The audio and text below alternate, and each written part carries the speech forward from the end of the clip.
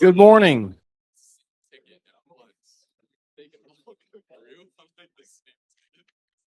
I'm Ben Ayers, Dean of the Terry College of Business. It's my pleasure to welcome you to Terry Third Thursday here at our Exec Ed Center. This is the home of our Executive MBA, Professional MBA, Online MBA, as well as our non-degree executive programs.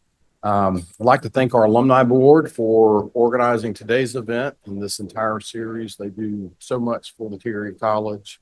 Greatly appreciate all of your efforts to benefit Terry. I also would like to thank our sponsors, Synovus, our corporate sponsor, and Public Broadcasting Atlanta for their support. So if you'll join me in thanking them.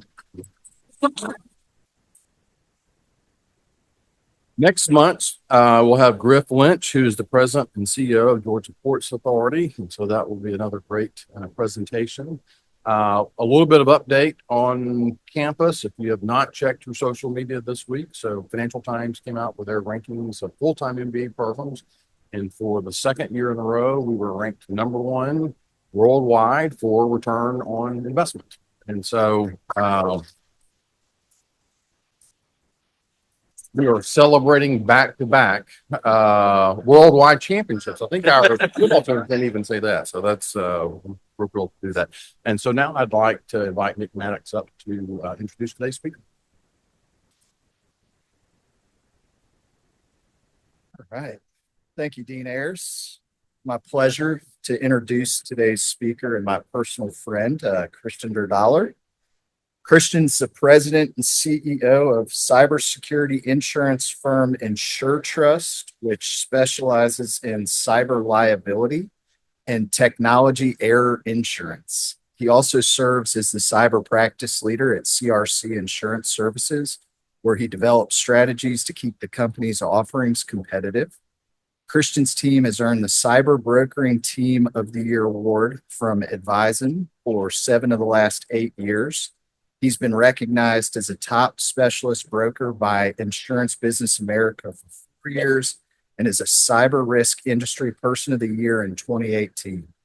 Christiaan is a member of the Forbes Business Council and serves on advisory boards for leading global cyber insurance companies, and also just happens to be the best looking guy in cyber insurance. I don't know how high that bar is, but I think it's Low bar. Low bar.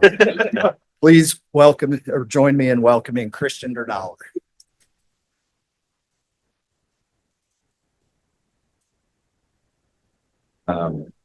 Appreciate you setting the bar. They're pretty high, so hopefully I can satisfy that. How many insurance professionals do we have in the room? Good amount. Okay. Well, I appreciate you joining me. Thanks to Dean. Thanks to Nick, Christine, everybody for hosting. I'm going to spend a little bit of time talking today about INSUREtrust, CRC Group, what the interaction is there. Talk about the cyber insurance industry, a lot of different perspectives, questions. I encourage the interaction. Like to know what you all would want to find out, but a little bit about me. So I grew up in East Cobb, went down the street, went to Walton High School, grew up as a UGA fan. My dad went to UGA law school, and then went to school at Samford University, played baseball there. So I was a Bulldog, a different kind of Bulldog, but been a fan my whole life. Agenda for today. So I'm going to give a little background on the firm. I'm going to talk about what cyber insurance is.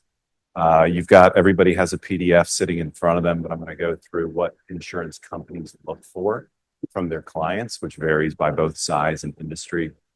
We'll talk through claims examples and just kind of what we're seeing in the world of insurance today as it relates to cyber, what we do for our clients, and open it up for questions. I said this before, but feel free to interrupt me along the way if anything needs a little bit more clarity. So before I get into background of the firm, I do want to explain the difference. So I know we have several insurance professionals in the room. I look at insurance, there are a lot of different sides to insurance. I know UGA is a phenomenal risk management program, best in the country. We've hired a lot of UGA grads. There are 3 silos to the insurance industry that we look at. So you have your retail broker. This is your insurance agent. Okay, this is the person who's representing the client. generally talking with you day to day about your insurance, property, casualty, workers' comp, et cetera. You have a wholesale broker, which sometimes an end client is aware of and sometimes they're not. A wholesale broker, which is what we do, partners with retail agents all across the country for any number of reasons: expertise, market access, additional analytics, consulting services, legal services, et cetera. And then there's obviously the insurance company side and the risk-taking side. So as a preface to that, INSUREtrust started in 1997. Our founder founded the business in 97 on the backs of manuscripting the industry's first cyber insurance policy. So we were an MGA. We were a risk taker in 1997. We were underwriting on behalf of AIG. It was the only company in the world doing that for about 3 years. In 2002, we shifted to what we are today, which is a specialty wholesale broker for the product. So as I alluded to, we partner with retail brokers all across the country to offer our brokerage services, product-related services. So we do have risk-taking services, risk management, education, claims support. And I'll talk about some service offerings towards the end of our time. But I want to start with what is cyber insurance in general. So we call it a lot of different things: cybersecurity insurance, cyber liability, first-party response, ransomware negotiation coverage. There are really two ways that we look at cyber insurance in the marketplace. It's a first-party response product, and it's a third-party liability product. Within each of those buckets, you're seeing some of the things on the screen there. The two primary reasons why our clients are buying cyber insurance in 2025 is for cybercrime and ransomware. Okay, so social engineering, fraudulent transfer scams.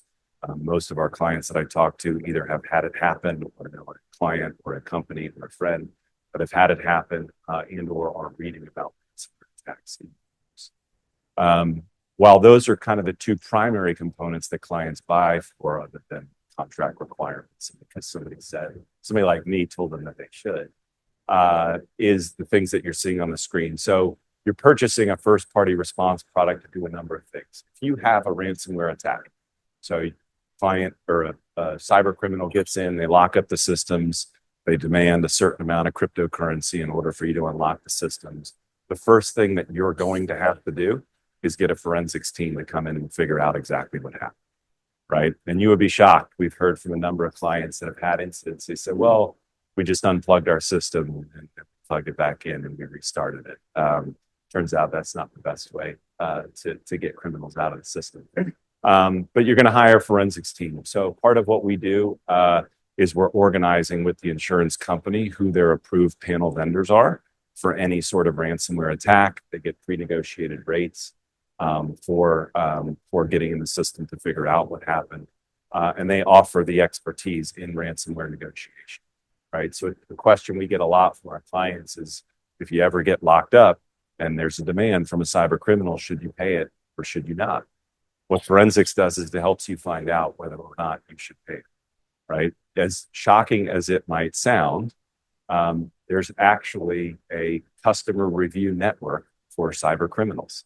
Right. So when forensics teams get in and they say this particular attack is coming from this particular group that's in China, this particular group in China doesn't typically give you your information back if you pay them. Therefore, we're advising that you don't pay them because you're not going to get your information back. You have to reconstitute your systems, go through a rebuild, et cetera. So forensics plays a vital part in the initial stages of any kind of ransomware incident, cybercrime, fraudulent transfer, et cetera. Second element of first party is business interruption, right? So that's what's going to hire additional labor force to reconstitute your systems. That's going to pay for additional revenue that we lost during the period of time in which our systems are down. The most common examples that you may see in the news, right, is like when MGM, the casino, got hacked, right? Any sort of downtime that they face as a result of that was lost revenue, right? They couldn't put hotel guests inside the hotel. People couldn't withdraw money out of ATMs. Like, they're filing a claim to get business interruption for reimbursement of that lost revenue. There are two different kinds of business interruption. So you have local business interruption, where your systems go down or a client's systems go down and you lose revenue. And then there are also situations like what we had last year with CrowdStrike.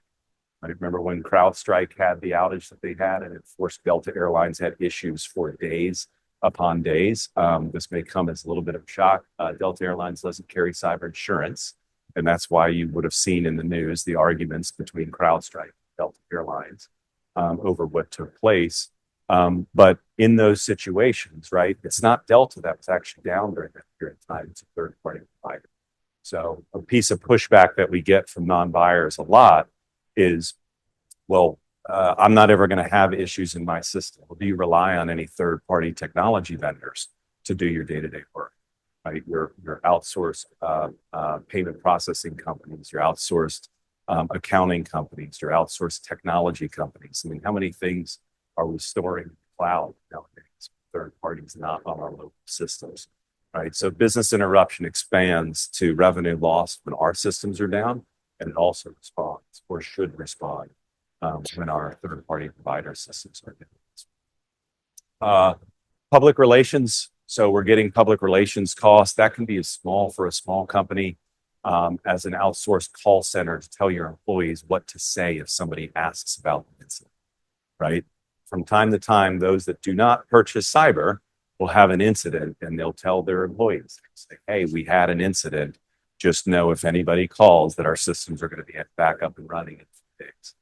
That's a big issue for future third-party litigation from client companies, right? Because they're going to come back and say, you had a ransomware attack, you were down, and I'm suing you for X amount of money. So for small companies, public relations can be an outsourced call center. For large companies, it's maybe a little bit more obvious. Right, it's creating a good spin on the story, so it's the top result on Google when somebody searches what happened to MGM, right? And making sure that in the future we minimize the chances of any kind of third-party lawsuit. A newer element of coverage is reputational damage. So business interruption is loss of revenue from existing customers. Reputational damage is loss of future revenue as a result of cyber. Right, so two different elements there. This is probably more talked about in things like the hospitality space, things like the retail space, right? If you get a notice, like think about Target, going back 10, 12 years ago, you got a notice online that said, hey, your information was compromised. You need to call your bank, get your credit card, et cetera. Most of us probably still shop at Target. I certainly do. But there was a period of time probably where Target's customer base would have dipped compared to what it was the previous year. So that's loss of future customers during a period of time and policies design.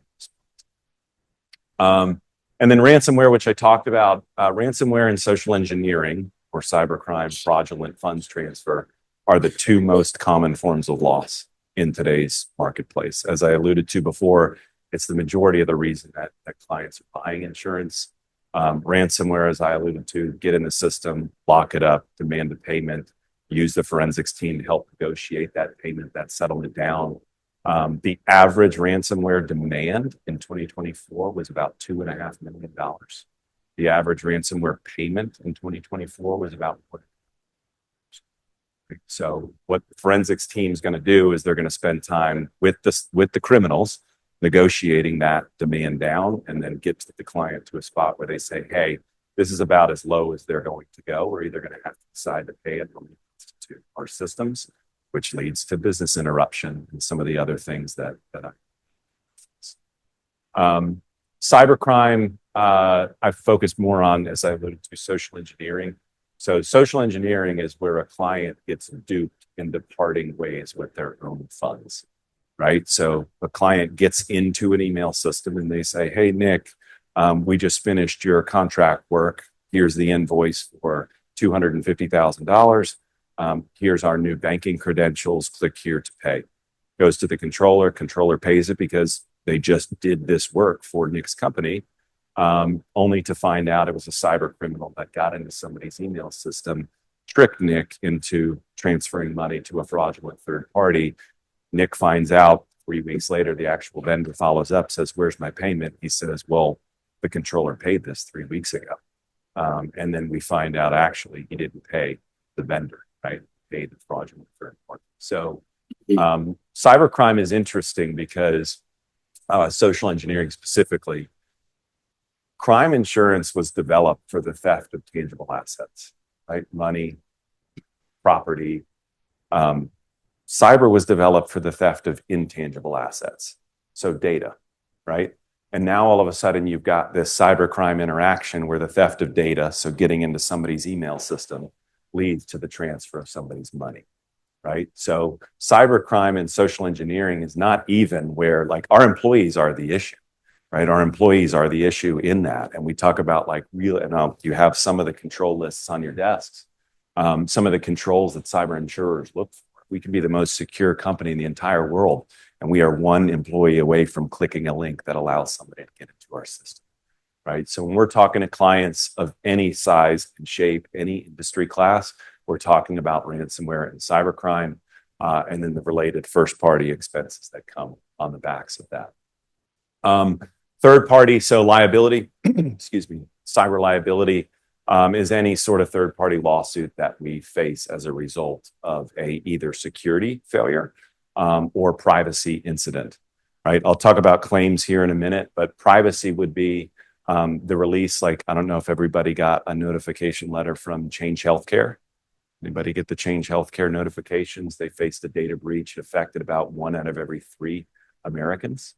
In last year, in 2024, that was release of healthcare information, right? It was a privacy breach because you released my healthcare information to a third party.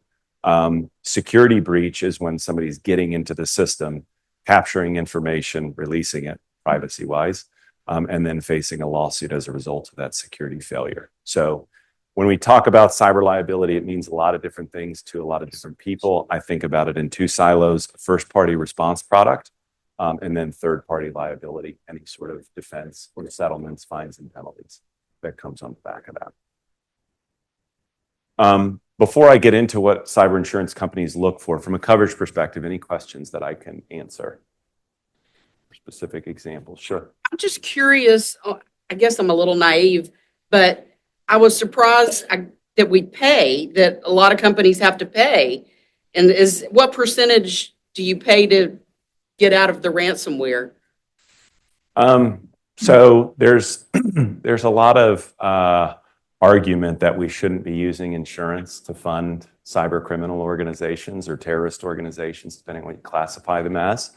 I would say from a business perspective, business owners find it very challenging in that moment to go, what's going to happen to my customer base? How's this going to affect my employees? Am I going to still be able to turn the lights on? I wouldn't say that there's necessarily a right or wrong answer. There's a lot of action going on or legislation going on right now that could potentially prevent payment of ransomware demands in the future. If you look at countries like the Ukraine and Russia, which is interesting, obviously, with all the conflict going on right now, people grow up to be a hacker. Right? Like, it is a profession in the Ukraine. You grow up, you learn how to hack, you learn how to code, you learn how to get into systems. And it is, it's a massive industry. I would argue we're actually in the wrong business and we should have got into that business. A lot of money to be made in that business. But it depends on who the company is. So maybe to answer directly, in 2023, about 50% of companies that had a demand paid it. In 2024, that number was down to 15%. A lot of that has to do with some of what you're seeing on your desk. Ransomware used to be a bit of a throw-in coverage. Like, it was something that wasn't really taking place until about 2018, 2019. And then through a lot of the claims activity, insurance companies started to define what is like a good cyber risk. And so they identified some of the controls that are sitting, which is actually a good pop in here. Some of the controls that are associated with a good risk. And so I'm sort of leading into that, but I'm going to go back to pause because some of the investment that companies made in more secure backups, right? Having offsite backups, having duplicate copies of backups, and the investment that they made from a control perspective actually has clients more comfortable saying, I'm not going to pay that. I'm just going to restore from backup. But we went through a period of time I don't want to go too far down the technical path, but there's a difference between having a backup in your system that's stored in the cloud and having what's called an air-gapped backup, which means it's stored separate and independent of your systems. Because what hackers started to learn is, I'm not just going to get into your system and capture all your information, I'm also going to get into your backup. Because clients started to push back, and I'm not going to pay that because I have a backup. And then they go, well, I got your backup too. So they created more effective mechanisms to feel stronger about saying I'm not going to pay it. So my advice, I guess, is it depends on whether it makes sense to pay it based on who the hacking group is, what information was actually compromised, what it's going to do for your clients. The insurance company cannot make you pay it. They cannot sit there and say you have to pay it. They'll give you the analytics and the data to say, hey, here's the decision that we would make if we were you. It's up to you to do that. One actually quick comment on that, because it has an element of the policy. Cyber insurance is different than a lot of lines of commercial insurance because every single contract is written a little bit differently than the one next to it, right? Which is probably part of why people like myself exist. But there are two different versions of ransomware coverage. One is called pay on behalf of, which means the insurance company will front that payment for you. And then the other one is called reimbursement based. And that means you have to pay it yourself and then you get reimbursed. So a lot of our smaller buyers look at it, as I alluded to, and say, I don't have $2 million on hand, right, to be able to pay that kind of demand out of pocket. I want to make sure I have pay on behalf of language in my policy because I want the insurance company to pay that on my behalf, as opposed to having to go out and do it and then be reimbursed. So a lot of nuance there, but hopefully that answered the question. Yes, it's more of a question slash comment. I was in a seminar last week, and ironically, it was about cyber and insurance and different things. And in this seminar, they mentioned that if you are a company and you get hacked, there was a question like, who should you call first, law enforcement? And it was determined that you should call your cyber insurance carrier first versus law enforcement. Would you agree with that? I would agree with that. I think if you have a social engineering attack, like we talked about, you get tricked into transferring your money out. I'm going to call my cyber insurance company, which is going to get the law firm involved, but I also want to call my bank, and I want to escalate that to the most senior person at the bank. Like, as we talk about preparation for any sort of incident, I want you to have the top contact at your bank, because if we can figure out that like in the example I gave about Nick, that took 3 weeks, that money's probably gone. If we can find out within a 48 to 72 hour period of time, there's over a 50% chance that we can claw those funds back. But definitely the insurance company is the first call in every one of those cases. They're going to engage privacy counsel, who's going to advise you on what the first steps are that you should do. So if you have a ransomware attack, they're going to say, they're going to get information about that and pick a forensics firm that specializes in what you're going through and help you take those first steps. But I would 100% agree. Insurance company first. Any questions? AI making social engineering easier and easier, is that affecting insurance premiums for cyber insurance? So it's not, sadly. And I say sadly, I mean, it is a good thing, but I'll give context to that. So cyber insurance up until 2019 did nothing but get cheaper and broader in coverage. So anything that wasn't picked up by a typical insurance policy, like a crime policy or general liability policy, or was excluded, people were looking to cyber insurance to go, can you cover that? It's online, it's on a website, it should be in cyber insurance.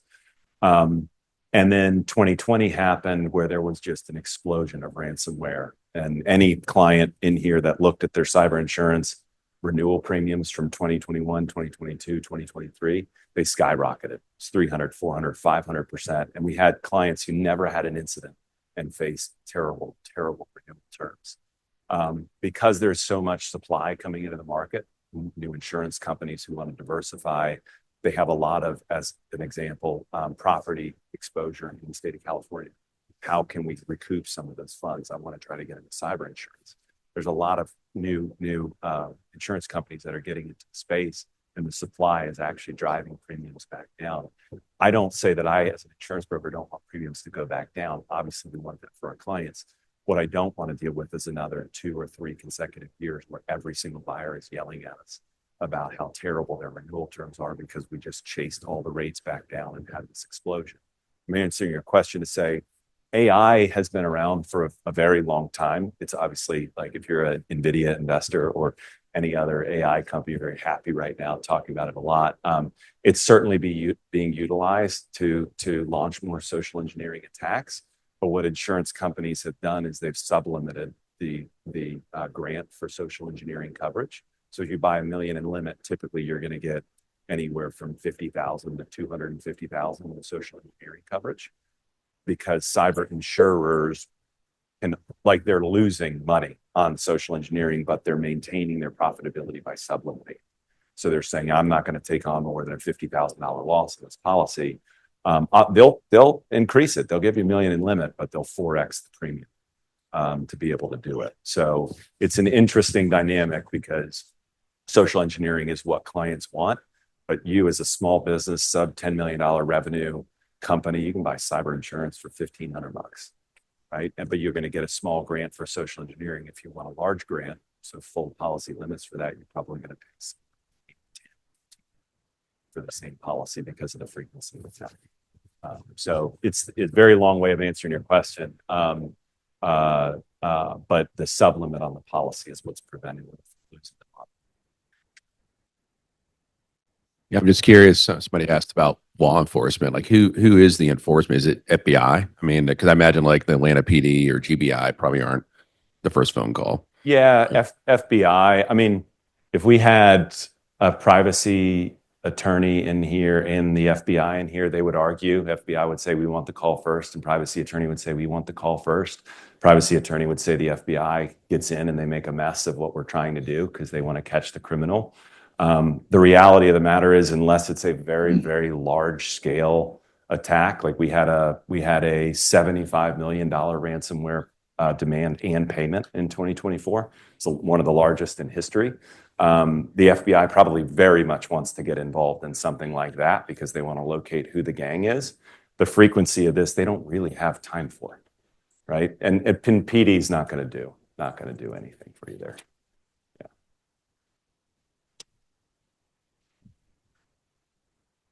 Questions? Sure. Craziest example of social. Craziest example of social engineering claim. Tough to define.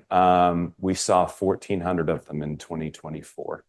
It's a lot. One that I like, that's weird.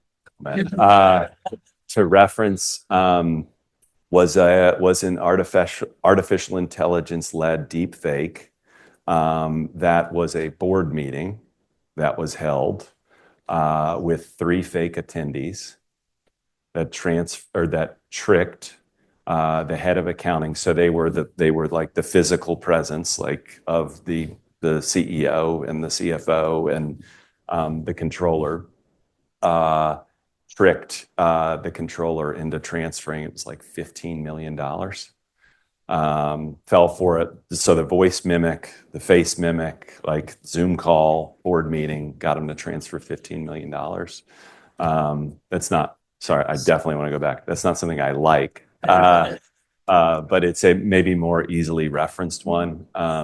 Deep fake is a very real thing, like, especially in today's day and age, because we got so many Zoom calls and conference calls online. I don't know if you're on Twitter or X or whatever it's called, but like the frequency of like mimicking of people's voices and actions, like it's very, very good. It's very good. That's probably one that I like to use. Yeah. Okay. I'm not going to go through every one of these. I find it valuable. Those that are asking about cyber insurance tend to come to us and say, hey, can you kind of give me like a general framework that I can bring to our CISO or our head of IT to kind of go through what do we need to look good in the eyes of cyber insurers? These things vary by industry class. So if you're a more highly scrutinized industry class, these lists are longer. If you're a less scrutinized industry class, these lists are shorter. But cyber insurers are rating insurance premiums primarily based on revenue. Like that's the starting point, which leads to the control lists that you see on your screen. Cyber insurance is kind of broken out into three market segments. Businesses that are under 100 million in annual revenue, businesses that do 100 million to $1 billion in annual revenue, and then businesses that do above $1 billion in annual revenue. As once you get in the $1 billion space, it's very centric to the client. So I try to break it down for what goes from 0 to 250 million, and that's the PDF everybody's got on their desk. Time. These are best practices regardless of insurance policy. Yeah. Consider these best practices regardless of the insurance policy. MFA is multi-factor authentication. EDR is endpoint detection and response. So that's a company like SentinelOne or CrowdStrike. Insurance uses so many acronyms. Privilege access management is PAM tool. SOC is Security Operations Center. So it's like a group managing your security infrastructure 24/7. I'm happy to have any kind of infrastructural conversation with a CISO where you need, but I would say yes. Best business practices. Does this mean that you can't get insurance if you're not doing these things? Definitely not. To the supply-demand conversation or comment that I made before, there's a lot of capacity who's hungry to write cyber insurance and diversify their insurance portfolio. So to get best-in-class terms and conditions, you will want to be doing these things. Some of the marketplace trends, so I alluded to it before, you have kind of three categories. You have revenue associated with the client, you have industry that the client's in, and then we're focusing within that segment on the controls that I just referenced. These are some of the tougher classes of business in the eyes of cyber insurers. So these are ones, if any of you are in these spaces, you may deal with tougher renewal premiums as your programs come up for renewal. Versus some of the ones that are not on this screen that in a lot of cases are still getting money back year over year. I talked about the hard market of 2020 through really the end of 2022. We're almost back to where we were in 2019 from a rate perspective. So insurance is cyclical, rates are going up and down. The rates went super high to account for capacity and then came back down for the last now going on 3 consecutive years. So you should be seeing money back year over year, short of the industry classes that you're seeing on this screen. Claims examples, I do like to talk about what we are seeing in today's day and age, so some things that fall outside the scope of what I talked about before. There's a big rise right now in non-breach violation of data privacy law claims. So how many folks have heard of metapixel technology or pixel technology? Okay. How many folks have gone to a website and annoyingly had to click the allow all cookies button when you before you go? Okay. So that's what pixel technology is. Pixel technology is web tracking. So when you go to a website, it's tracking everything that you do on that website, right? So I'll go to INSUREtrust.com. And there you have to press allow all for cookies, and then you go on the website and you say, I want to look at this, and I want to look at this, and I want to look at this. Pixel technology is utilized to tell advertising companies what you're doing, right? So they're saying when Christian's IP address goes to INSUREtrust.com, he tends to click on these 3 things, and then you get targeted advertisements, right? You're looking up a car, you go on your Instagram, all of a sudden you're getting car advertisements on your Instagram. That's cookie technology. Pixel technology is made most famous by Meta, Facebook. Okay, targeted advertising has existed on Facebook for a long time. What some plaintiffs' attorneys found out is that, as an example, if you're looking for healthcare related information on the internet, so you go and you say, I don't feel very well. It feels like I have the flu. What are some things that I can be doing to feel better? And then all of a sudden you're getting targeted advertising that says, hey, here are all the drugs that you should maybe consider taking, and they're showing up on your Instagram. Plaintiffs' attorneys showed up and basically said, that's a violation of healthcare related information, right? You're letting somebody know, and it gets more extreme, right? When you're going in and you talk about searching things for a cancer treatment or something more than just the flu, right? When you go to a doctor's office and then you're looking after that, healthcare related entity released your healthcare information because they tracked what you were doing on their website, and then they gave it to advertising companies. So it's a nuance that a lot of folks look around the market and go, where in the world is something like that covered? That is a non-breach violation. There's no security incident. Nobody got into, the healthcare system and then sold that information. They're just tracking what you do on that website. And so we've seen a pretty big emergence. Anybody in the healthcare space right now is going through a pretty big overhaul from a risk management standpoint as it relates to website. And insurance policies vary in whether they will cover things like that on their policy. So you're seeing a lot of increase in healthcare as a result of that. Wrongful use of data, session replay. Session replay is a different version of what I just said. It's just a recording of what did you do when you were on that website, and then advertisers look at it and say, this person typically goes here every time. Let's create some advertising to them as a result.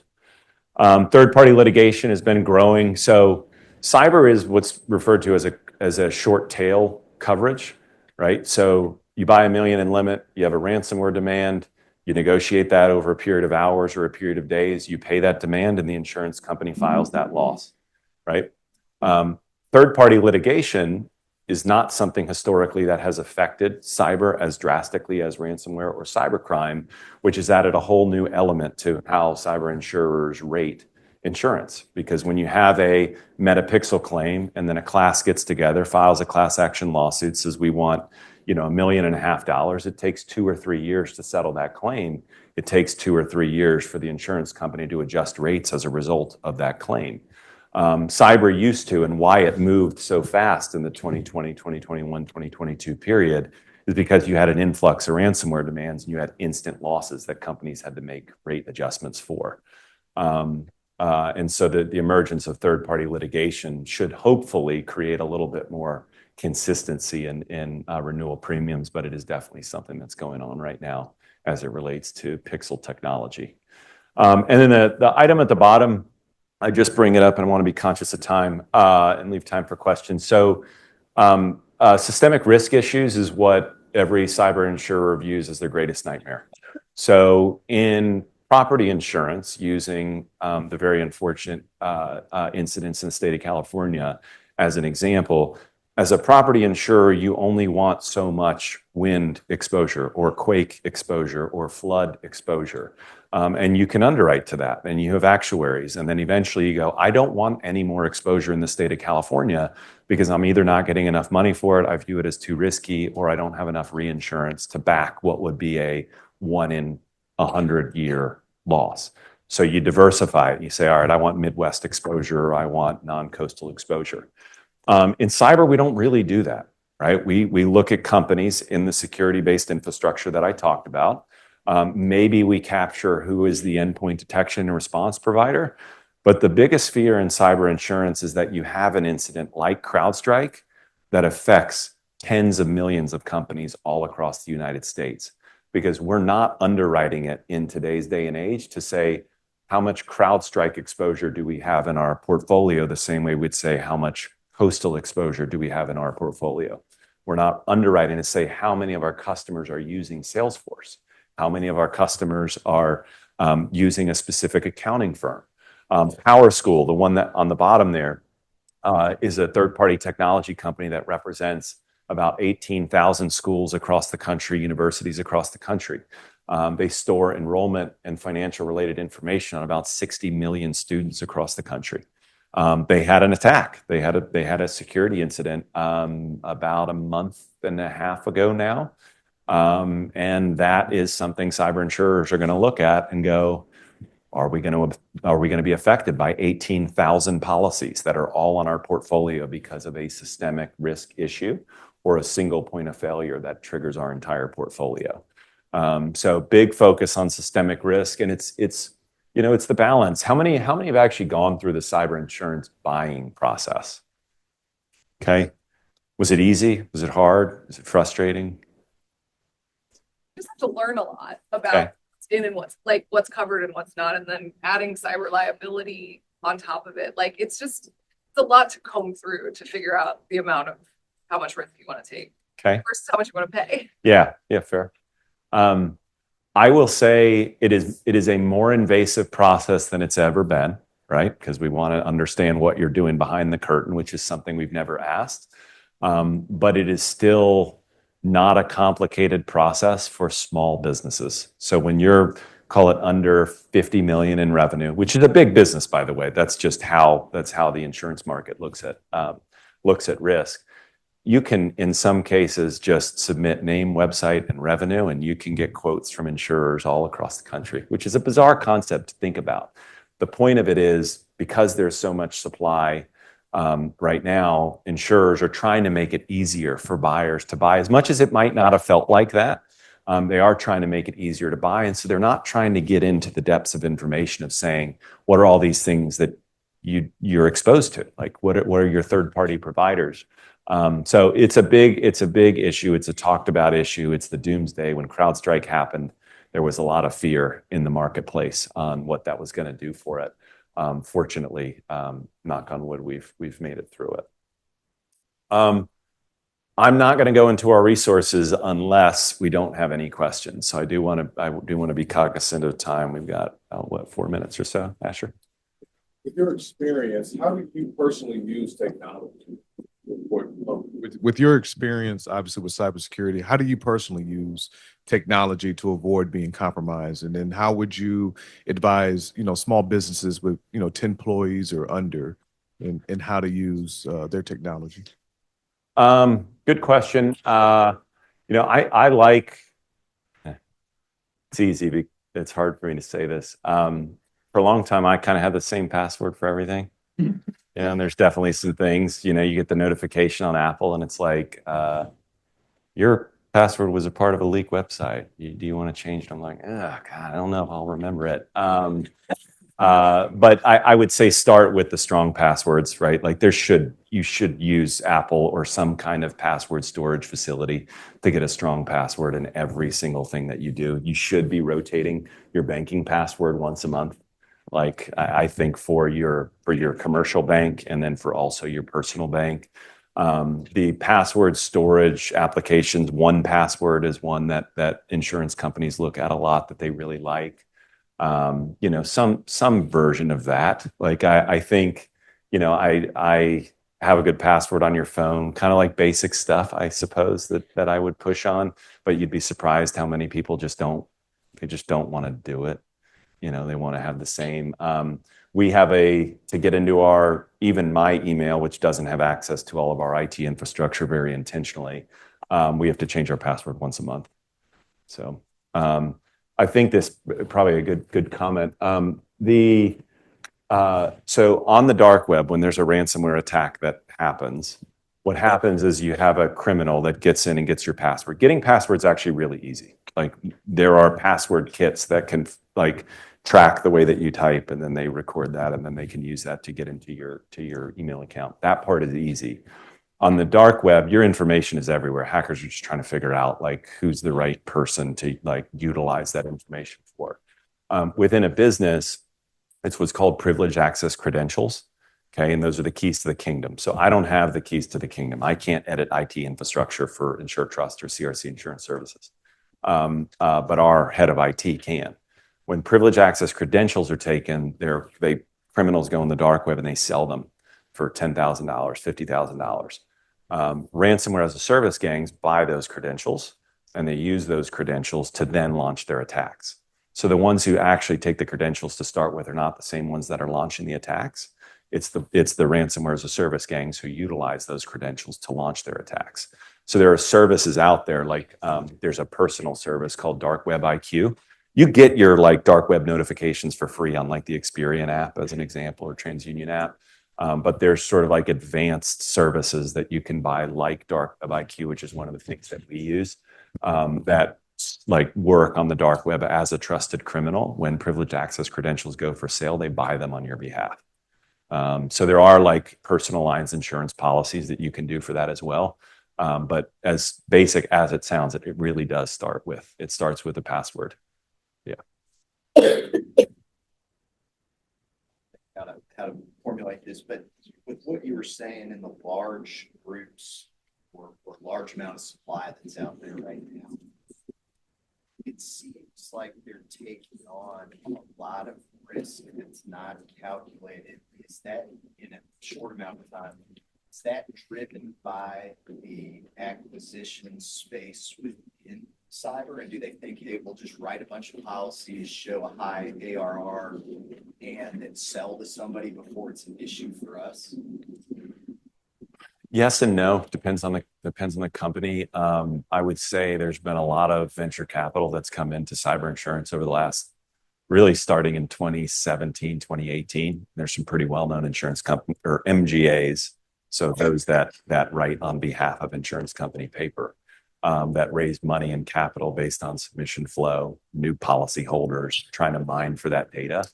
I do think that plays a part in why the premiums have been as cheap as they are.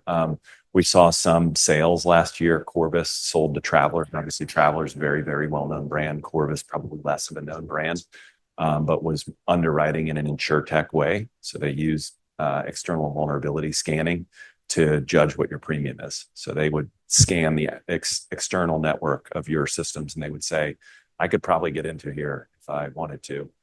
So I'm going to charge more money for this particular client. Not that they don't care about the security infrastructure that I referenced, but they're the equivalent of a car driving through the neighborhood going, what doors and windows are open and which house do I want to break into? And they chose to price their premiums based on that scanning technology, which has been a phenomenon. There's a bunch of companies that do that nowadays. But I think to answer the question direct, I do think some of the VC funded capital is trying to get analytics around this product. It's been around since 97, but it really hasn't. Like it's 2012, 2013, when you had like Target, Home Depot, PF Chang's, like some of the big names in retail where people were like, that's a product, that's an insurance product. We should think about buying that. So if you compare that, if you compare that to like property or casualty that's been around for 100 years, you have so much more data. So the argument is like, is it driving premiums down? Yes. But is it building analytical databases that better predict good cyber risks versus bad, which is what we want at the end of the day? I would also argue yes. Like, have a department that helps your customers minimize risks with their systems? Yeah. So the question was, do we have a department that helps our customers minimize risk? We have what's called our cybersecure platform, which is a network of partners that insurance companies trust to help improve security infrastructure. What I am not in the business of is saying this company is really good at multi-factor authentication and I believe in them, because at the end of the day, I'm an insurance expert, not a security expert. But I am in the business of partnering with our insurance companies who have the analytics to say, as an example, because they're well known and they would tell you this, CrowdStrike, despite the outage, and SentinelOne are two of the better endpoint detection and response technologies, according to cyber insurance companies. So we use our platform to basically tell our customers, here are the different providers that offer these services that insurance companies view as better than the rest. Security partnerships are frankly a very tough thing to navigate because there are hundreds and hundreds and hundreds of them that all do very similar things, but a lot of them are reselling some of the same technologies and sort of dressing them up as their own. The ones that are being resold are the ones that we would bring to our customers and say, this is something that Travelers really likes to see on their clients.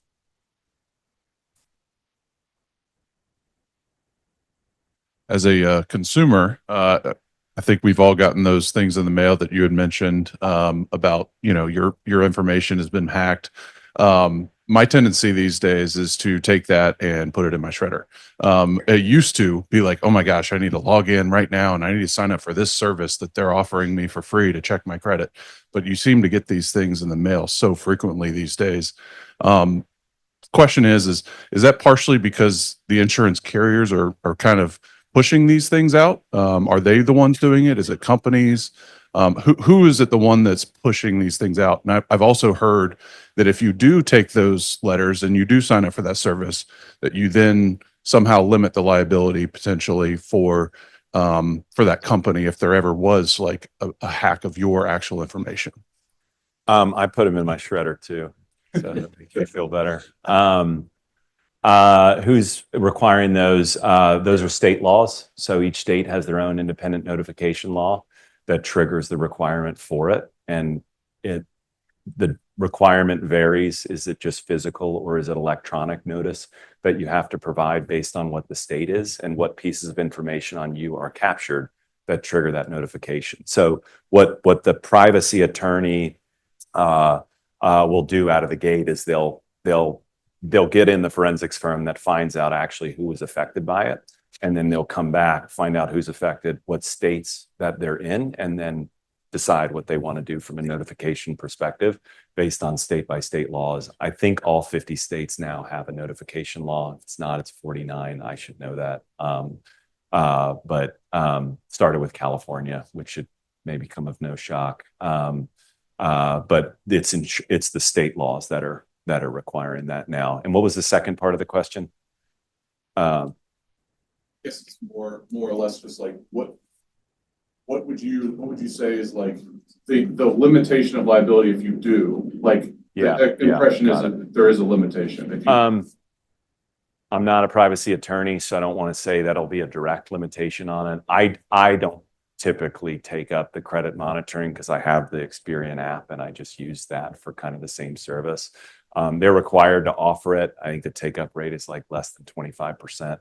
Typically in those cases. I didn't spend a ton of time talking about it, but the kind of mega class actions like Target, we got, I don't remember the number, maybe 10 or $15 or something like that back from that loss, however long ago it was. There is an increase right now in micro class action lawsuits, which are like a class of 100 people or a class of 150 people, where people are now getting $40 and $50 back. And insurance companies don't want to fight that because even though it's only a couple $100,000, it's like, it's more per person, but it's less people.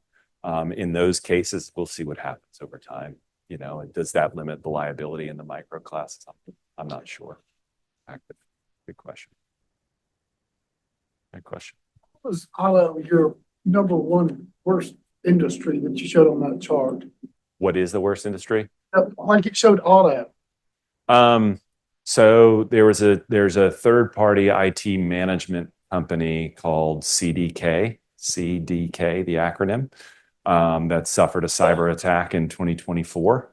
And that was a one-to-many attack. So it affected something like 15,000 dealers across the United States who had system outages, lost money, released customer information. They have to his question, it does cost money per notification letter. Like that's part of what the insurance policy responds to. So based on the size of that, it costs more money to notify, how many customers do 15,000 auto dealers across the country have?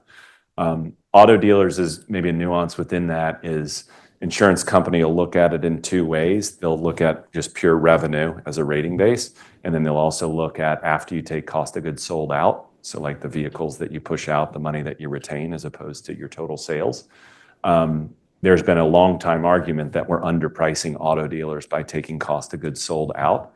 All of a sudden there's an incident with CDK that affects a large portion of the auto dealer network. And then the insurance company group says this is maybe not as great of a risk as we thought it was before because the third-party technology providers maybe aren't as secure as we hope that they are. Because there's a series of 5 or 6 that like around the country that do the IT infrastructure data management systems for the majority of auto dealers in the country. So if one of them gets hit, it just affects the industry more drastically. I think we place roughly 35,000 clients across the United States. Of that, we saw about 900 notices for auto dealers from that CDK issue alone. So not any independent issues and separate data breaches. Question? Hey, Christian, thank you so much. I happen to be in the insurance business working for an insurance company. So MFA became basically table stakes, I'd say within the past 3-ish years roughly. Agreed. And you have it on all of these as a requirement. So we would get pushback from the insurance brokers. Hey, no, there's other carriers out there that won't require the MFA. My sense is that's not the case anymore. So what would you say is the take-up rate? And if you don't have MFA, what is the cost for implementation for that for a company? The cost per implementation is cheap. I mean, you can get that down to $10 to $15 per employee. It's just getting employees on board with the change, right? Like I even remember MFA when we first did it for Salesforce. And I was on a plane and you couldn't do the like push notification. That was like really frustrating to me. But to answer that first part of the question, it is true, sadly, that insurance companies are okay without having MFA. It is a real thing. They would hate for me to say it, but there are a couple insurance companies that looked at it and basically said it is the number one reason why companies like get breached because they don't have it and they need to have it. But the problem with it is the person filling out the application assumes they have it, and then a claim comes in, and whoever the employee is whose information was compromised didn't have it. And so it's this. In insurance, you sign a warranty, right, that says, I promise you that I'm doing these things with respect to my business. It has them in a representation issue. You said you had MFA and you actually didn't.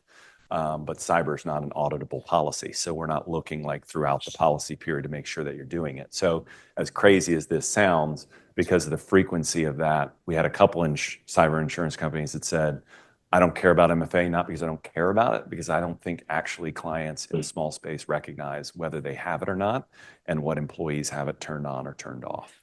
So you can get it, or you can get insurance without it. I'd hate to say that, but you can. Yeah. And we do have within the cybersecure platform I referenced, we have companies that push for Okta and Duo are kind of the two that we see most commonly. Definitely others, but those are two that we see pushed for. Yeah, sure.